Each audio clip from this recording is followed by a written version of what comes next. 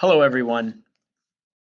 In this video, I am going to describe how you can check out books from the library, and also I will do a book talk, which I'll cover most of our genres and give you an explanation of some of the different genres and then some examples of some books you could check out if you're interested in those genres.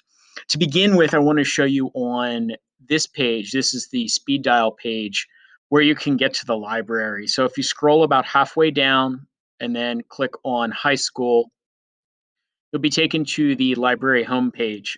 The links we need for today are currently all on the front page to try to make it as easy as possible. There's the Koha link, Koha to sign in and place a hold, and then there's a virtual tour. If you want to just search for a book, you can click on here. You log in right over here. To log in, you'll put in your student ID number and then your Google password. It's the same password you use for all of your Google materials for school. That includes Google Classroom and Google Drive. Once you log in there, you'll be able to search and to place holds. And you can search by topics, or if you have a particular book you'd like to check out, you can look for that specific book. If you do find a book that you would like to read, all you do is click the place hold button and then confirm the hold. If you do not confirm the hold, we will not get a notification that you have requested the book, and it will kind of be lost in the system. So please do make sure that you hit that button.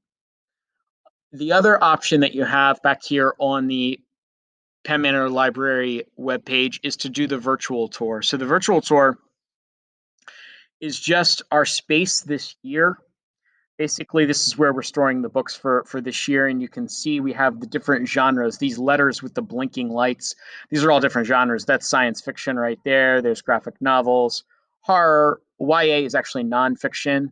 Mystery, suspense. There's the general fiction, romance, teen, war, Spanish language, and then you'll see over here sports. We also have adventure and fantasy are on this side. So you're able to navigate this, and what you can do is, let's say you are interested in a sports book. If you click on the SP for sports and then click here to see the books, you can browse the genre. So this allows you to, in a way, get that experience of browsing the shelves, even though you have to do it virtually. But you get a picture, a cover of the book, you get a description of the book. I can click on it. Okay, here's box out. And then I get a summary right over here, and I can place a hold right here. And if you're logged into Koha again, you're able to place that hold and get the book. So if you're not totally sure what you want, but you do know you want to look in or you want to browse in a certain genre, this may be a way to do it. And then you can just kind of flip through the pages here at the bottom to see all of the different holdings. So again, that is in order to check a book out. At this time, I'm going to switch over and describe to you some of the books that we have and some of the different genres that you can choose from. All right, so with that, we're going to look at some different genre books. I like to choose a few nonfiction books to begin with. Those are books that are under that YA section that you saw in the virtual tour. Um, so this first one is called Inside the Cage, and it's a basketball book. It's a true story. It's about this outdoor basketball court that is on. It's in West. It's on West Fourth Street in New York City.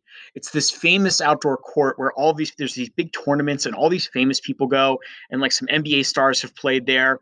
And this is about this court in Greenwich Village in New York City, and 1 year the tournament that takes place there. If you enjoy basketball, it's also a history book. It talks a lot. The book goes into the history of this court and why it's so famous and what draws people to it.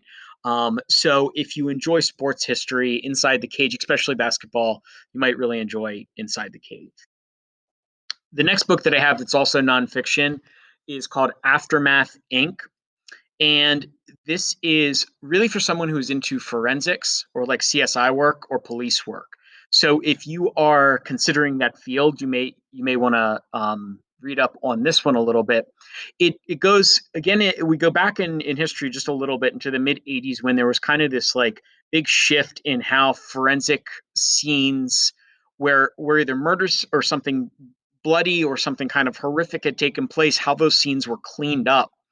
And this company begins to offer the service essentially of cleaning up these crime scenes. And so these are essentially, it's almost like a janitorial service, but then it becomes this crime scene service, and they go in and they take care of whatever they find there. And this is the story of the company, how it got built and how it was successful, but also some of the things they had to learn along the way as they were as they were cleaning up and becoming really part of these investigations in some cases. So Aftermath Inc., like I said, if you're into forensics or true crime stuff, you might really like that one.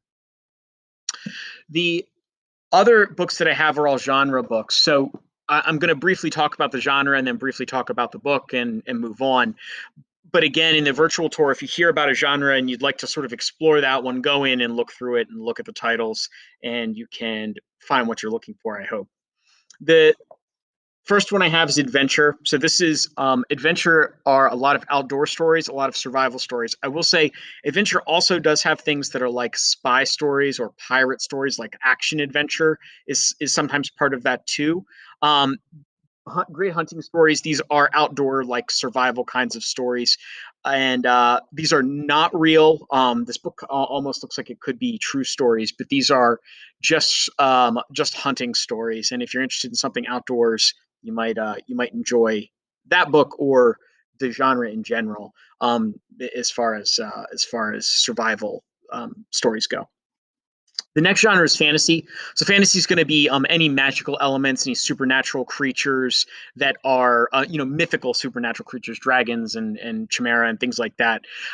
It also has some of our superheroes in it. The superpowers are in the fantasy. So Wonder Woman. This is Wonder Woman Warbringer. And we have a Miles Morales book. We have a Batman. It's called Night Stalker. It's like a Batman book. So some of the superhero stuff is in here too. In Warbringer, you find a young Diana who saves this woman, kind of controversial, in sort of a, she saves her, but she's not supposed to. And what ends up happening is that this woman that she saves may be the Warbringer. That is, she comes from a long line that's kind of almost destined to bring about a war. And Helena Troy is kind of supposed to be one of her great ancestors who is kind of famous in literature for she's the woman who started the Iliad, or at least she's blamed for starting it.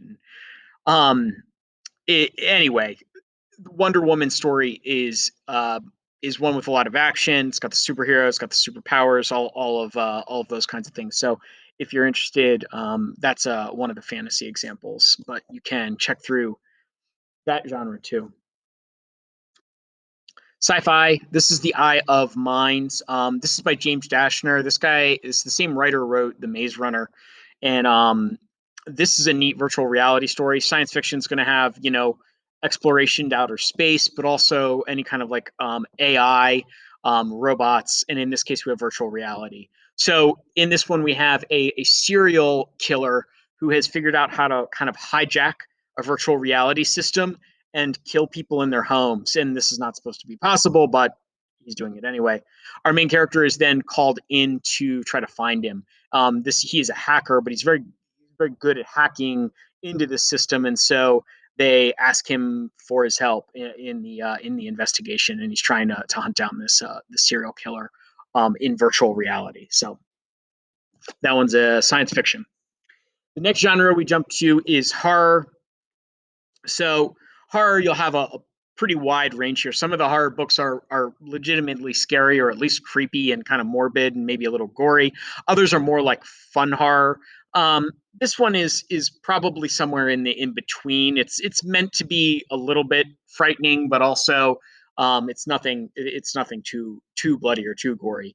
The premise is that this young man Z goes missing. He's gone for an entire year. They believe that he was kidnapped. A lot of people thought he was perhaps dead, but he comes back, and they're at sort of a welcome home party for him. And all of his friends are there, and everyone's sort of not really sure how to handle the situation. And then something really strange happens. They are all sort of taken. They all sort of disappear, and they're stuck in this kind of world between worlds, and they are trying to escape from it. And the hide and the seeker comes from this thing that is kind of trying to hunt them down. And now, Z, who has been in this world before, is now all of these people who know him are now pulled into this kind of haunted world, and it goes from there. They're trying to survive this monster essentially. So that's high end seeker. The next book, so we have mystery suspense is the next genre. This will include any kind of detective stories, but also and police stories on kidnappings, sort of anything where you've got kind of like a serial killer or some kind of like psychotic criminal hunting people down. That's mystery suspense. This one we have You Owe Me a Murder. A very dark premise. We have this a girl who gets into a conversation with another woman on a plane. She's talking about her ex boyfriend, and essentially makes the comment of like, yeah, I just wish he was dead, and doesn't mean it. However, the person she is with takes this as a pact, um, and goes out and carries out this murder, and then comes back to him or her, excuse me, and says, "Hey, I killed somebody for you. Now it's your turn. You got to kill somebody for me, or I'm going to turn you into the cops." And she's got to sort of decide what is going to happen. So it's called You Owe Me a Murder. There's some great turns in it. It's got a like I said, kind of an interesting suspense premise because she's kind of made a deal with a psycho and has to try to get out of it. The next book that I have here is in the teen genre. So teen is a genre where you've got teenage main characters dealing with real life scenarios, and a lot of them are like serious issues, things that can be in some books it might be something like an eating disorder, maybe like troubles at home or family or homelessness, or race issues, or it could just be a big variety. Really, any kind of real life issue shows up in the teen genre. This book is called The Bridge. It deals with suicide, and in it, we have two main characters who both meet on this bridge, and they are both considering jumping. What's interesting is the book takes them through all four possible scenarios. That is, if both of them jump, if neither of them jump, and then if one or the other of them jump.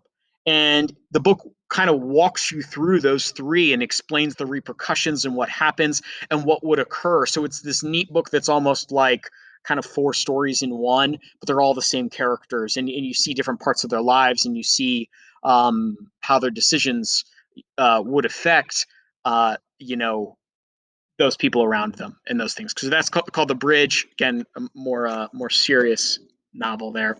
Again and Again is a romance novel. If you're looking for kind of a fun, this is actually a new romance. It hasn't been out very long. It's about one summer. We've got uh, Adelaide is the main character. She falls in love again and again and again that summer. Basically, it's almost like this repetition of her just like falling in love and then realizing like she's made a terrible mistake again, and a little bit of like romantic comedy in it. But there's also some an underlying sort of seriousness to it too. So if you're in the mood for romance books, romance can be really tragic. Some of the books we have, but and some can be a little lighter, or really just focus on, like I said, it's kind of like romantic comedies. I've got then a sports book. This is called Brawler. It's about a young man who has issues controlling his temper. He is at a wrestling tournament. He punches a ref in the face, and he is charged with assault. He's supposed to go to jail, but instead he runs away. And it's about what happens to him on the street. Essentially, he ends up finding out that he can earn money by fighting, and he gets himself pulled into this kind of underground UFC, situation where he is basically fighting for purse money. If you're interested in something gritty, but does deal with, as I said, wrestling, a little bit of mixed martial arts, also, you might enjoy Brawler. And then this is a war book. It's called The Darkest Path. We have war books about all different wars. If you're looking for something on World War II, even our Holocaust literature is actually in the war section. But this one kind of it supposes a war in the future. It actually takes place in America. What's happened is a militia group. The American government's kind of fallen apart, and this militia group is moving across the country. They're called the Glorious Path, and they're sort of conquering city after city, and you are the main character is a member of this glorious path, and he begins to question their methods and what they're doing, and whether or not they really want to um, create another democracy, or if something else is going on, or if they want to try to rebuild the United States, or if they're actually trying to just take everything over. So, Darkest Path, war style of book, but this one's a little, like I said, could maybe go into sci-fi, but there's nothing real science fictiony about it, other than it takes place in the near future. So that's The Darkest Path. You're welcome to place any of those on hold. You can search for them, put them on hold. First come, first serve, but any of those are available. And then make sure that you just select or find something. If you have questions, you can email me at jeffrey.taylor@penmanor.net, and I'll try to get back to you. Or if you just need a suggestion for a book, I can try to help you with that too. So best of luck, and I hope to see you